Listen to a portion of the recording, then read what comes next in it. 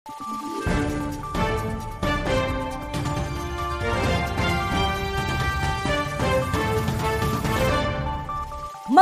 araw, Pilipinas! Ito ang Valiente News hatid sa inyo ng Office of the Vice President.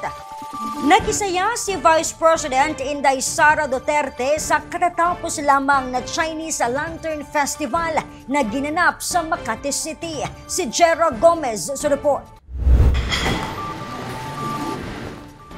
Nakiisa si Vice President Inday Sara Duterte sa 2025 Chinese Lantern Festival kamakailan na inilunsad sa Makati City.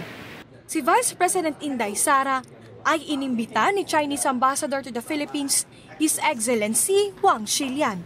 Kasamang dumalo ng pangalawang Pangulo sa selebrasyon ang mga kasapi ng Federation of Filipino-Chinese Chambers of Commerce and Industry Incorporated at Federation of Filipino-Chinese Associations of the Philippines Foundation Incorporated.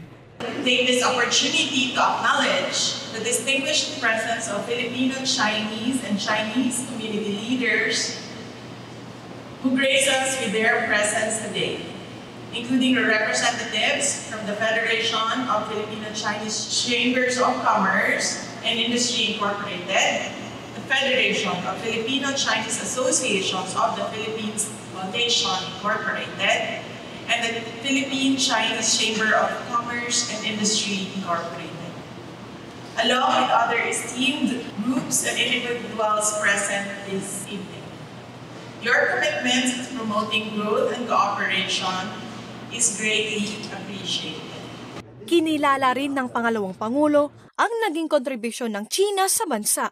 I wish to recognize the Filipino-Chinese and Chinese business organizations represented here tonight for your ongoing contributions to our economy and the ties that you have cultivated between the two countries of Philippines and China.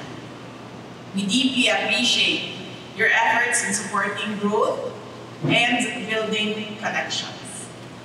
As we celebrate this beautiful festival, let us look ahead with optimism, cherishing the opportunities that our interactions offer, and forging a future that is marked by cooperation, respect, and of course, prosperity for all. Ang Lantern Festival ay ang tradisyonal na pagdiriwang na isinasagawa ng mga Chino bilang hudyat na pagtatapos ng Chinese New Year. Jera Gomez, lahat para sa Diyos, bayan, at pamilyang Pilipino. Valiente News.